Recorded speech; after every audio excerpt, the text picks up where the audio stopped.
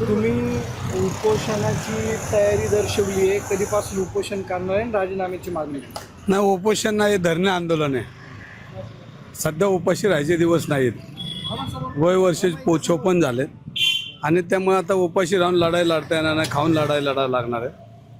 पण ह्याच्यामध्ये बघा, हा भारतीय जनता पार्टी रवी धंगेकर युद्ध नाही, पण जे लाभार्थी लोक आहेत ते आज रस्त्यावर येताना दिसत आहेत. अनेक लाभार्थी रस्त्यावर फिरत आहेत.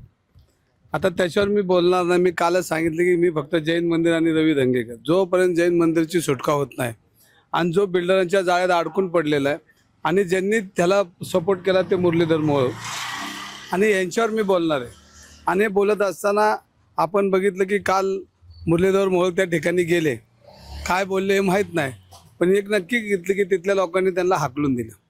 अनेक महिला भगिनी त्यांच्या अंगावर धावून आल्या. थोडी लाज असेल तर त्यांनी हा विषय सोमवारपर्यंत गोखले बिल्डरशी बोलून आणि ज्या संचालक मंडळाने हा गैरव्यवहार केला आहे यांच्याशी बोलून सोमवारपर्यंत हा विषय त्यांनी मिटवला पाहिजे. आणि जर मिटला नाही तर ही जोपर्यंत हे जैन मंदिर जे गतिमान सरकार म्हणतो आपण, गतिमान भूखंड व्यवहार, ह्या गतिमान भूखंड व्यवहारामध्ये मुरली मोहोळांची हस्तक आणि मुरली मोहोळांचे असलेले आशीर्वाद ह्याच्यामुळं ज्या स्पीडने तो व्यवहार झाला त्या स्पीडने एका तासात सगळे एकत्र बोलून एक लीड केलं तर हा विषय संपवून परत संचालक मंडळाला जागा मिळते. जैन समाजाचं मंदिर जे घाण ठेवलं आहे, जो डाग लागलेला आहे, हा डाग पुसला जाईल. मुरली मोहोळ आणि माझे काय बांधायला बांधणं वैयक्तिक भांडण आहे, पण विकृतीवर मला बोलावंच लागेल आणि विकृतीवर जर नाही बोललं तर पुढची पिढी आपल्याला माफ करणार नाही. आणि जर काय त्यांची चूक आहे, जे आज लाखो विद्यार्थी त्या ठिकाणी शिकून मोठी झाली, तर आज जैन समाज हा बोलत नाही तर तो घाबरतो आहे सिस्टीमला. आणि शेवटी त्यांच्या व्यवसाय येईन, घरावर येईन, दारावर येईन. कारण मी भोगतोय ते, पण ते आता माझा विषय जाऊ द्या. मी तर काय शेवटी राजकारणात आहे, मला तर हे सगळं करावंच लागतं. पण काही लोक घाबरून बोलत नाही. पण आज जैन समाजामध्ये जो असंतोष आहे, त्यांच्यामध्ये असलेली तडफड आहे, ही तडफड साधू आपल्या समोर सगळे त्यांचे साधू लोक आपल्या पुढे मांडतायत. कारण यांनी हे जर थांबत नसणार आहे तर मी आजच ट्विट केलं की उद्यापासून मी धरणे आंदोलन करणार आहे. आणि ह्याच्यातून जेणेकरून समाजाची सगळी जनता ही रस्त्यावर आली पाहिजे आणि त्यांना जाब विचारला पाहिजे. आणि ह्याच्यासाठी मी उद्या बसणार नाही. पण भाजपचे नेते, दुसरे सभागृह नेते, त्यांनी म्हटलंय की तुम्ही जैन मंदिरासाठी ज्या पद्धतीने लढताय त्याच पद्धतीने तुम्ही पण वक्फ बोर्डाच्या काही जमिनी ज्या आहेत त्या घेतलेल्या होत्या आणि तुमचे केसेस दाखल आहेत, असं बीडकर म्हटले. दोन गोष्टी बोलतो मी, ह्याच्यावर जास्त बोलणार नाही. दोनच गोष्टी बोलणार आहे आणि ह्यांचा माझा फोकस मला मोहोळ आणि जैन मंदिर ह्याच्यापुढे आता ह्या दोनच शब्द बोलणार आहे. त्यांनी असं सांगितलं की वक्फ बोर्डची जागा मी खाल्ली. हा विषय आत्ताचा नाही, हा विषय जुना आहे. पण मी कोणाची खाल्ली तर वक्फ बोर्डची. राग कोणाला आला तर धर्मवीर धीरज घाटेला राग आला. राग कोणाला आला तर धीरज घाटे साहेबांना आला, धर्मवीर. मी जागा कोणाची खाल्ली असं त्यांचं मत आहे, तर वक्फ बोर्डची. राग कोणाला आला, अल्पसंख्याकांचा पोलका कोणाला आला तर धीरज घाटे धर्मवीरांना आला. हा एक प्रश्न उत्तर त्यांनी कधीतरी द्यावं. मी आता तो विषय नंतरचा आहे. आणि दुसरं, कमला नेहरू बाल संगोपनामधलं पोरग काय बोलतोय ह्याचं मला काय घेणं देणं नाही. जे कमला नेहरूमधनं दत्तक घेतलेलं पोरग आहे ते पोरग काय बोलतोय त्याच्यावर आता मी बोलणार नाही. आता ह्या विषय आपल्याला थांबवला लागेल, कारण माझा विषय हा जैन मंदिराचा आहे. आणि कुठेही दत्तक घेतलेली पोरं कमला नेहरूमधली त्याच्यावर आता मी बोलणार. तुमचे नेते एकनाथ शिंदे आज येणार आहे. एकनाथ शिंदे दबाव येऊ शकतो ना, तुम्ही म्हणताय मी बोलतो, एकनाथ शिंदेना बोलतो, काय सांगतो ते आमच्या दोघातला संबंध. बरं. आता भाजपवाले काय म्हणतात त्याला अर्थ आहे का? जैन मंदिराची जागा सोडणं एवढाच विषय. माझे आणि शिंदे साहेब जे आम्ही बोलणार आहेत ती चर्चा आता बाजूला भरकडत नेण्यापेक्षा जैन मंदिर आणि जैन मंदिर माझ्यावर जैन लोक संपूर्ण देशभरात आंदोलन करणारे निवडणुकीच्या पार्श्वभूमीवर. नाही, निवडणुका येतच जातात. 2 वर्षांनी लोकसभा येते, त्या 2 वर्षांनी महानगरपालिका येते, विधान, त्याचा ना विषय. हा विषय विकृतीचा विषय.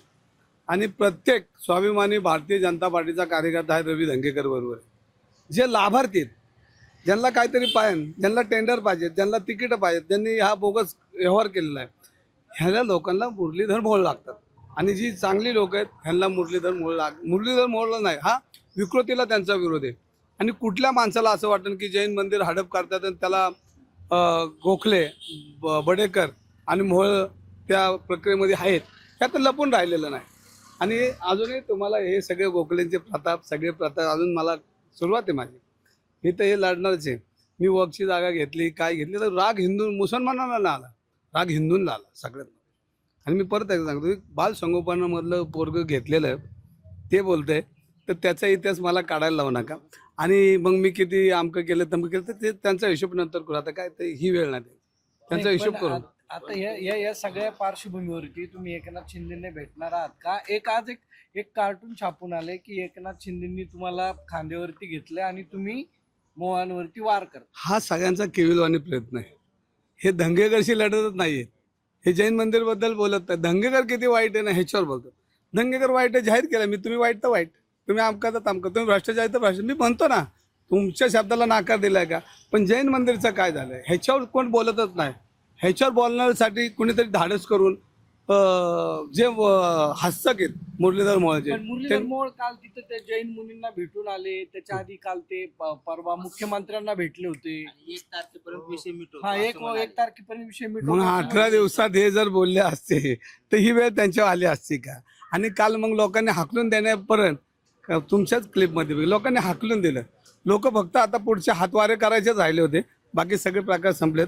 जैन बांधवांचं शांतता ही त्यांनी ओळखून ही जागा जर घेतली असेल तर उद्रेक होऊ शकतो. कारण ही जनता आहे आणि जनता रस्त्यावर यायला लागल्यानंतर नेत्यांचे का हाल होतात हे आपण आजूबाजूच्या देशामध्ये बघितलंय. तर आपल्याही देशात ती वेळ येऊन देऊ नये अशी माझी सगळ्यात या सिस्टीमला विनंती. असे बाण मारलेत. असे बांधता विषय 35 वर्ष माझ्यावर मारतात. ह्याच्यावर लक्ष देऊ नका तुम्ही.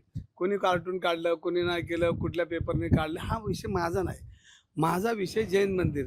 मी कुठं बाण टाकला आणि कुठं बॉम्ब टाकला ह्याच्यापेक्षा जैन मंदिरचं सगळ्यांनी बोलावं. आंदोलन आणि ज्या उद्यापासून मी धरणं आंदोलन करणार आहे आणि हा विषय जर संपत नाही तो पण आपली लढाई चालू राहणार आहे. एक दिवस धरणं आंदोलन, एक दिवस जे समाजामध्ये समाजाला पर्यंत पोहोचलं पाहिजे. आम्हाला जैन मंदिर हे मुक्त झालं पण एवढाच माझा विषय.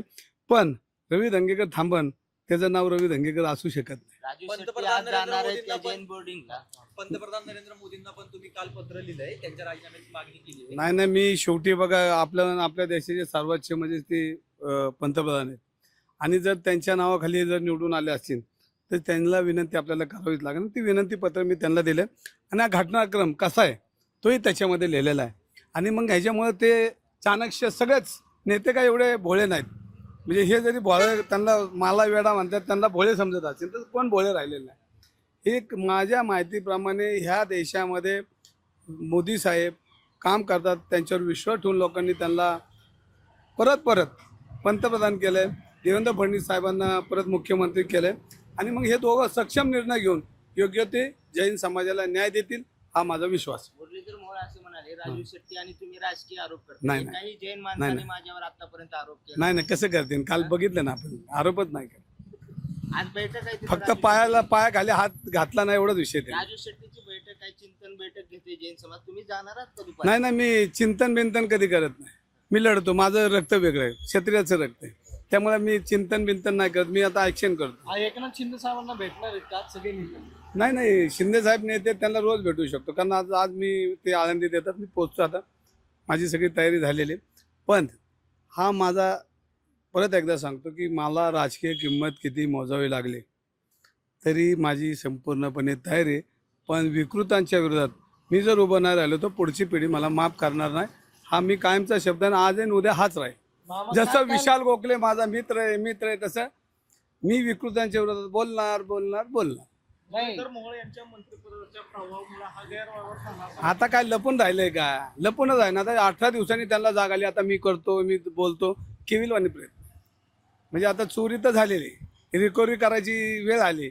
मग आता रिकव्हरी कशी करायची तर हातपाय जोडून करायची. तर रिकव्हरी तुम्ही देऊन टाका आणि सन्मानाने त्यांचा हार नारळ घेऊन घरी जा.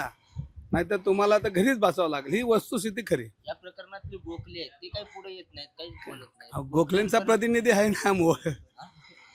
गोखलेंचा प्रतिनिधी मोहोळ आहेत आणि ते काल म्हणले गोखले माझा मित्र आहे. तुम्ही दाखलो मी नाही तुमच्या मोबाईल सगळं नाही पण अजून गोखले- काय काल काल भाजपच्या नेत्यांनी पत्रकार परिषद आरोप केले. मी म्हणलो ना, कमला नाही, नेहरू आरोप- बाल संगोपन मधल्या केंद्रातल्या बरोबरशी मी बोलत नाही. आणि आता हा विषय थांबवा. ह्यांची लढाई आहे ना, नंतर मी लढतो ना. अहो मी कफनच बांधून आलो राजकारणामध्ये. आणि मी सर्वसामान्य कुटुंबातला शेतकऱ्याचा पोरगा मी लढतो यांच्याविरुद्ध.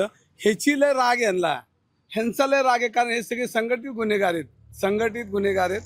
तुम्ही फक्त आता मला पुरावेच मागतात, पण तुम्हालाही माहिती की हे संघटित गुन्हेगार आहे. व्यवस्थित सगळी लूटमार चालू आहे. आणि मी काय तर वक्तची जागा घेते, तर मी आता समजा मी घेतल्या, इथे काही लपून राहिलेलं नाही.